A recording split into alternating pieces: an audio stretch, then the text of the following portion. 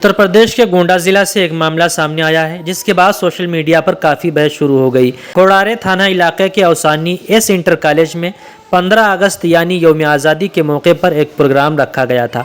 उसी प्रोग्राम की एक वीडियो सोशल मीडिया पर सामने आई, जिसको लेकर मुख्तलिफ सवालात उठाए जा रहे हैं। सोशल मीडिया पर किए जाने वाले दावे के मुताबिक प्रोग्राम में कुछ हिंदू लड़कियों को बुर्का पहनाकर स्टेज पर नचवाया गया, उनसे डांस करवाया गया। वीडियो सामने आने के बाद बाज़ लोगों ने इस पर एतराज़ किया और कहा कि स्कूल के प्रोग्राम में तालिबात को इस तरह के लिबास में स्टेज पर क्यों पेश किया गया। लोगों का कहना है कि अगर तालिबात की मजहबी शनाख्त को जानबूझकर प्रोग्राम का हिस्सा बनाया गया है तो एक संजीदा मामला है और इसकी जांच होनी चाहिए। कुछ लोगों ने गोंडा पुलिस और उत्तर प्रदेश पुलिस से भी मुतालबा किया है कि पूरे मामले की सही तरीके से जांच की जाए और अगर किसी ने जानबूझकर ऐसा किया है तो उसके खिलाफ कानून के मुताबिक कार्रवाई की जाए।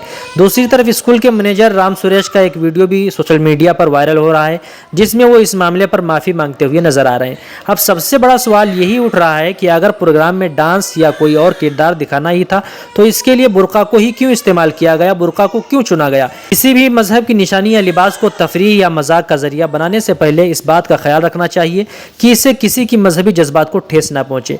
ये मामला सिर्फ एक स्कूल के प्रोग्राम का नहीं बल्कि इस बात पर भी सोचने की ज़रूरत है कि किसी भी मजहब की शनाख्त का एहतराम किया जाए, चाहे वो किसी भी मजहब से ताल्लुक़ रखती हो। अब देखना यह है कि जांच के बाद इंतज़ामिया की तरफ से क्या कार्रवाई की जाती है और स्कूल की तरफ से इस पूरे मामले पर मज़ीद क्या वजाहत सामने आती है।